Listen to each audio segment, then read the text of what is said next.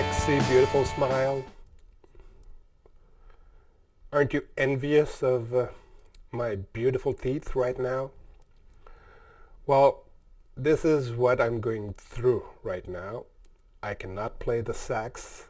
I'm a sax player or a woodwind player, play clarinet and flute as well. And as of this moment, that is the situation with my teeth and my mouth.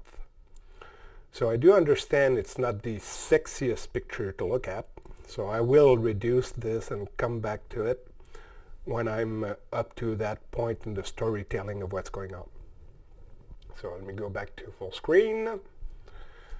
So like I said, I am a saxophone player. While I was in college about 30 years ago, more or less, I had a first dental injury where I was playing indoor soccer. And while fighting for the ball with another player, we both fell and his butt fell on top of my head. And what happened is that our combined weights landed right on top of this sucker. So let me reduce this thing.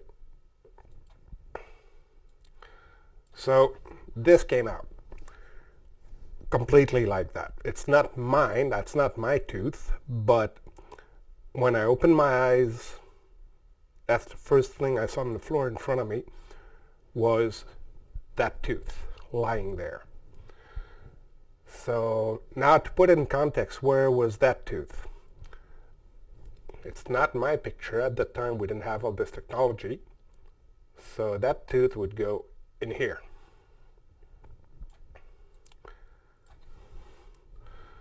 So I completely lost during that accident the tooth that was supposed to go in that hole. Right here. Came out root and all, nerve was cut clean. No pain whatsoever. I basically opened my eyes, saw my tooth, grabbed it, and spent the rest of the game lying down on the bench trying to figure out what the heck I was going to do. Because I was at my second year in college in music. I had a recital the week after. So 8 days later, past that accident, I had to do a saxophone recital. Obviously, I didn't do it. So because that game happened during a Sunday night, no dental clinic was open. So I had to wait until Monday morning, where the dentist saw me as an emergency case, grabbed that tooth here,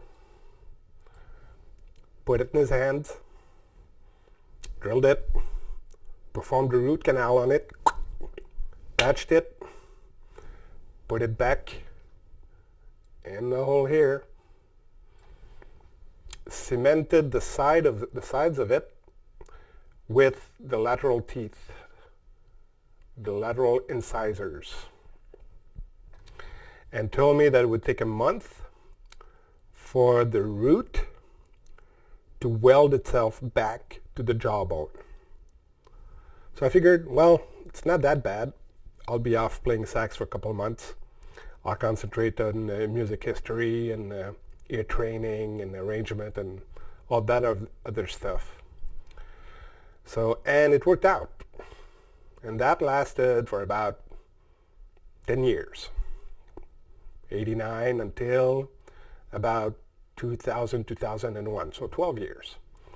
So I played about 4,000 shows with that setup before I needed surgery again. So what happened in 2001, the root of this dead tooth got resorbed by my metabolism, by my body. So it started to reclaim the material, the bone, the ivory, and everything else that was in that tooth back into me. So during an X-ray session at a routine dental visit, they saw all these cracks appearing in the root, and they told me it was done. There was nothing to be done. I had suffered a slight injury during a cruise ship contract, and the dental injury at the time was minor, so it wouldn't have needed a major operation, but during the exam they figured out that if I wanted to keep playing, I had to do something major about it. So what happened is that they decided to, first of all, remove this one completely. So gone, bye-bye. So I'll keep the smiley face here, which is not me. I'll put my smiley face back in a few minutes. So they had what they called a permanent bridge. So this tooth here was perfectly healthy. So they decided to reduce it and use it as a pillar. Same with this one here. So they put my tooth free floating, attached to two caps that would go on top, two crowns that would go on top of two healthy teeth. So basically I lost 40% of one tooth, 40% of the other tooth to try to save my career. So that worked. That gave me about 20 years of happiness. I could play. It took me about 3 months of hard practicing on all my woodwinds, because now I had some feelings left when I had one dead tooth and one healthy tooth. But now I had a cap tooth, a free-floating tooth, if you want to call it that, and I had another cap tooth. So nerve feeling was kind of there, but kind of not. So I had to rethink the way I was going to play. Not majorly, but if you're a sax player, you're familiar. It's a little bit like sucking your thumb. If you're not, it's the same thing. So your teeth go like that. And then your lip go on the bottom, on top of your teeth. As a caveat, as an example, it's rumored that towards the end of his career, John Coltrane played with a technique that's called double-lipped, meaning that instead of resting his teeth on top of the saxophone mouthpiece, he would put his top lip under it, and he would bite. I prefer to use the term support the mouthpiece on top with a layer of lip between his teeth and the hardness of the mouthpiece. Now, I can't verify that. Supposedly it's true, but if it is, this would be a really painful way to play the sax. But if you have a choice between that and not playing at all, I guess that's where you're at. That was not an option for me. So it was going to be hard on hard. Yes, I did put a little piece of sticker in the mouthpiece, but I had to have my teeth, fake and all, on top of the mouthpiece, not through my own lip. And I wanted to be sure it would be solid. So they made a temporary bridge out of metal and porcelain or enamel. They put it up. It worked. I was happy for 20 years. So that's the end of that story. That worked good. Now back to my smiley face. So let me put this back up. Here we go. So what's happening, what you're seeing here is a really recent picture of my mouth, like really, really recent. On here, what you see is where I I had my original tooth problem that was removed and that was used, my first free-floating tooth, if you want to call it that. This is where the first pillar was. So the other frontal incisor. This one was the side incisor that was used as the original cap. So I had one pillar here, no pillar now, I'll get to that. Free floating here, and pillar here. So that was as of 2001, 2002, just before the Sydney Olympics, which cost me that gig because I would have been playing music over there if I would have been healthy. Anyway, so what happened is that, if you remember at the beginning of this video a few minutes ago, I mentioned that my body started reclaiming the material from that dead tooth. Although that tooth was alive, we discovered this summer that my body had started reclaiming the material from this tooth as well. So the root cracked in my gum. As of August 2022, I had a cracked root of a frontal incisor in my gum. So if you forgot what the frontal incisor is, let me summon up the picture again. That thing. Right? So that thing was cracked on the long axis of the thing. Not sideways. Cracked like this, in this direction. So, could not play at all. So diagnostic was removing this, and it had been a while since I'd seen my dentist, and she told me, well, you can always have a bridge, and then when you remove at night to wash it in scope or whatever stuff you use to wash dentures. And I went, no, I play woodwinds, I can't do that. It's got to be solid, I got to be able to play. So her first suggestions was to go with implants. Pretty much everybody knows what an implant is. You insert a base pillar in the gum, and then on top of that you screw in a tooth. So that implies that you have a healthy jawbone. Considering that this one here had been gone for over 20 years. There's nothing here to graft into.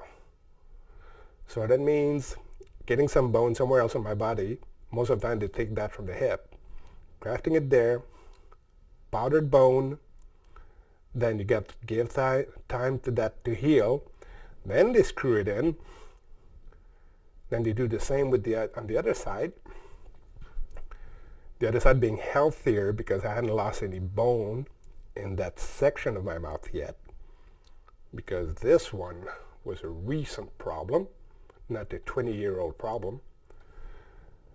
So that would have been less intense of an operation than this one, but I couldn't do it. It's just plus the money. These two implants would have cost me, as I'm recording this, $12,000 Canadian. For American friends, that'd be 9,000 American. For Europeans, maybe 7,500 euros, along those lines. So that not going to happen. No guarantees, because since I was subject to bone resorption, what happens is that if they graft bone and my body starts reclaiming it to put it back where it was, then I paid $12,000 and 6 months later it's all for nothing, plus the chances of reject, which I understand are really, really, really small. But it's a lot of money to take a bet on, to gamble on. The other solution was to go back to a bridge. My past experience being really, really, really positive with the other permanent bridge I had, I went, yep, let's do the fixed bridge. So now, 20 years ago, the only technology that we had was a metal bracket covered in porcelain or enamel. But now there's another technology which is based around mineral composites and polymers. Now, I'm not a scientist or biochemist, so any dental surgeon listening to this video will probably correct me, and that's fine. But I know something about minerals, is that when they crack in a spider web fashion, and you totally lose structural integrity. And I did not want that. I wanted something that if it cracked, could be easily repairable and also would still maintain structural integrity through its faults. I understand that metal cracking is not as solid as metal not cracking, but it's still better than the alternative. So I went with the metal fixed bridge covered in porcelain and enamel. So the operation is that's what I'm going through right now. I'm done with that. That's why I'm doing these videos. You're reusing this one here because it had already been reduced and capped on from the older bridge, the 20-something-year-old permanent bridge, and reducing another perfectly healthy tooth, my luck, to use this one as a pillar. So the front two incisors are gone. I've got a hockey smile. So for all the Canadians out there, now this is a temporary solution. This is plastic, so it doesn't count. But when I smile and I don't have this, I look like a really weak vampire or a really bad hockey player. So they will put a cap on this one here, a cap on this one here. The two frontal incisors will be free floating. All of this will be harnessed on the nicely thick metal bracket covered in porcelain, enamel, or whatever material is used nowadays. And I'll be glued on these two. And then hopefully I will be able to resume playing woodwinds, more importantly saxophone. So this is the state I am in right now. It's not done yet. Hopefully I'll have better news on the next few videos. As of this moment, that's the situation I'm in. So if you have any questions, any comments you'd like to make, I strongly invite you to do them. I'll do my best to respond to them. This is probably this is definitely the first important video I do on my channel. The first one was just an introduction. So if I've missed your comments on the first one, I apologize. I've been sick. I'll try to do my best to be quicker in replying to you if you did write something on my channel. Thank you very much and have a good day.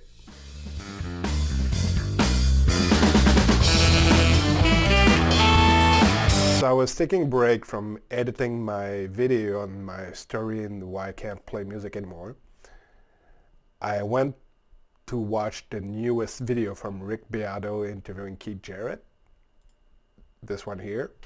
So I haven't figured out yet how to link videos from other people in my thing and not ruining their copyrights and monetization and stuff like that. I'll get to that eventually. So that's the best way I can do it right now. But this is the gold standard of how to do an interview. I don't think there's in the music business as far as I'm concerned.